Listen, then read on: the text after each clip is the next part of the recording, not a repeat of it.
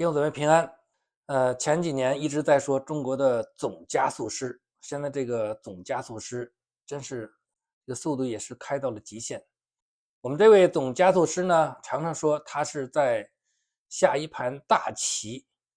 那这个棋现在下到了什么程度呢？经常挂在嘴边的就是这个百年未见的变局，认为呢，现在中国遇到了这个百年难见的这个大的机会，历史的这个契机，就是中国要腾飞了，要实现的民族的伟大复兴。经常说是什么东升西降。真的是像他们所说的那样，真的是东升西降吗？中华民族要伟大复兴吗？那怎么复兴呢？现在中国要复兴，美国要再次伟大，那到底最后谁能笑到最后呢？我们身体如果够好，活得够长，其实我觉得最多20年，可能10年都不用，我们就看到了这个结果。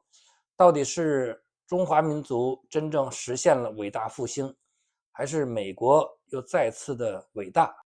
那这个伟大复兴到底是哪一方面？是我们的军队强盛了，还是我们的经济腾飞了，还是我们的人们的素质提高了，人们的生活改善了呢？其实这些年中国确实挣了很多很多的钱，也看到中国的国力军力都大幅度的提升。但是呢，我们老百姓，我们的生活到底改善了多少？中国挣的那些钱都进了谁的腰包？其实大家都心里非常清楚的。他们所谓的中华民族的伟大复兴，其实是那一小撮人，那一个贵族的阶层是他们的复兴。其实他们已经伟大复兴了，他们的钱他们100代人都花不完了这个钱。每一个贵族阶层都是富可敌国。那真正老百姓呢？现在这个关税大战真的打下去，受伤的、受苦的到底是谁呢？这些贵族阶层，这些的权贵，他们一点不受影响的，他们照样吃的最好的，穿的最好的，到处去玩。那老百姓就苦了，他们会面临很多的生存的危机，很多企业将要破产，很多的个人的家庭的生活要陷入困境，这是大家可以预见到的。他们说我们准备要过苦日子，其实是让老百姓过苦日子。这些人他们一点都不会苦。那么我们再看一看美国，我们看一看川普他所面对的这个挑战。川普面对的这个挑战呢，是来自2方面的，一个是美国的内部，一个是外部。其实我认为美国内部的危机反而更大，因为这么多年，美国很多的人他们享受着全球化带来的低价的商品与便利，他们只看眼前利益，没有意识到这个利益的背后付出的代价，就是美国本身自己的工业衰退，劳工失业，国力严重的削弱。那川普现在的政策就是在挽救一个国家的倒退，虽然这个过程当中会付出一些代价，但是呢，这个是挽救美国必须要走的路。那很多人为什么看不明白川普的政策呢？为什么有这么多人的反对、游行示威呢？其实呢，有几个方面的原因。一个就是美国的主流的媒体，多数都是自由派，他们长期的把控着这个舆论的方向，他们把川普的强硬的政策包装成贸易保护主义，是排外的，伤害盟友，他们却对美国的这种危机视而不见。另外呢，就是美国的教育体系，他们片面的强调什么全球主义、自由贸易、环保，还有偏激的社会正义等等这些概念，但是他们却忽略了现实的地缘政治与经济安全。另外呢，就是美国的城市与乡村的断层，生活在大城市、大公司、科技企业的人，他们很少接触到工作在社会底层的那些工人们，他们所面对的失业带来的痛苦。这些人呢，很容易被自由贸易的理想论所说服。另外呢，就是川普他个人的风格容易被很多人来误导，说他这个说话粗鲁直白，却没有看到川普这个人他的好的一方面，就是他的朴实率真和他的勇敢的性格。而像奥巴马、拜登、克林顿这些伪君子，他们和川普完全不在同一个档次上。我认为川普是近几十年来最伟大的美国总统，他必然会写进美国的历史。那川普现在他所推行的对等关税、制裁中国、遏制中共的渗透，让美国的能源能够自主。那这些政策的背后呢，其实非常的简单，就是要让美国重新的强大，在产业链上能够不靠别人，也不让别人占他的便宜。那这种以国家的利益为中心的现实主义，在很多人的眼里是看不惯的。那川普他所追求的就是脱离对中共的依赖，重建、重组国内的产业链，这是美国的生命线。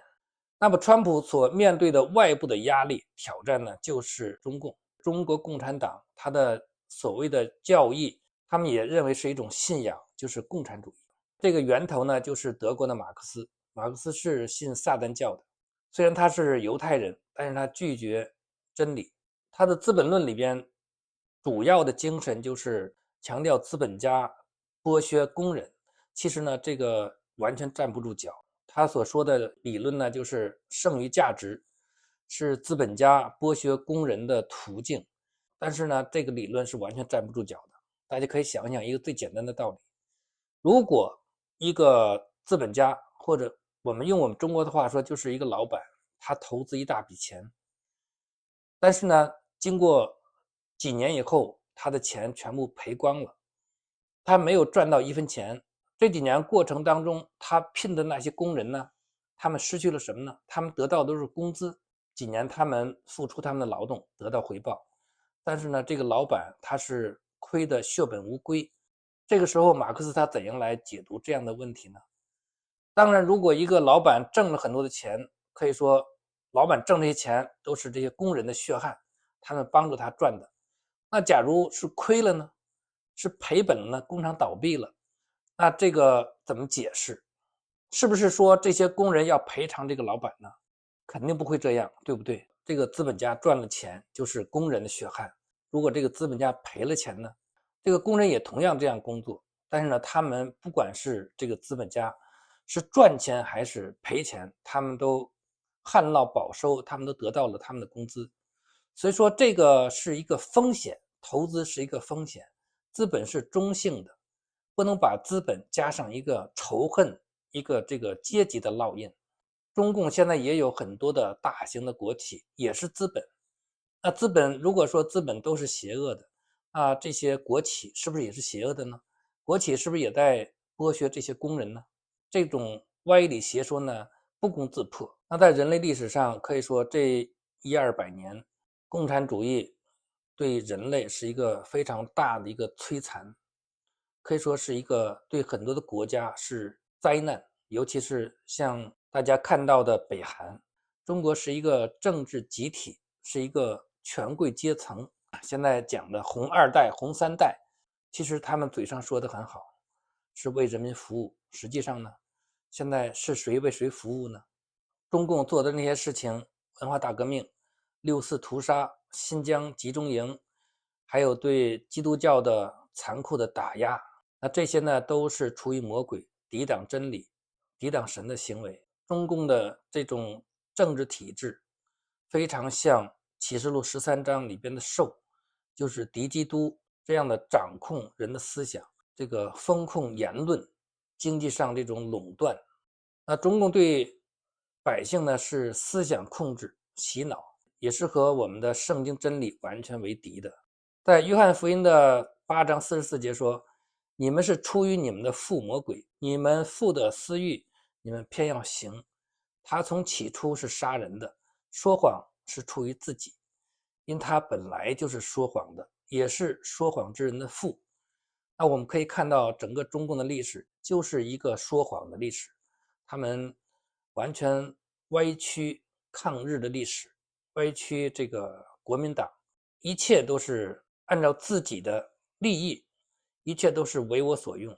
那中共利用美国人的善良，用欺骗的办法加入了 WTO， 但是呢，他们只要好处，不尽义务。WTO 给中国一个极大的发展的机遇，他们享受低关税出口，自己呢用高关税壁垒其他国家进入中国市场。长期以来呢，就是美国开放，中国保护；美国守规矩，中国钻漏洞。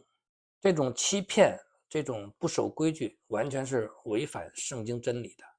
神的旨意是让我们要诚信、公义、契约，彼此尊重。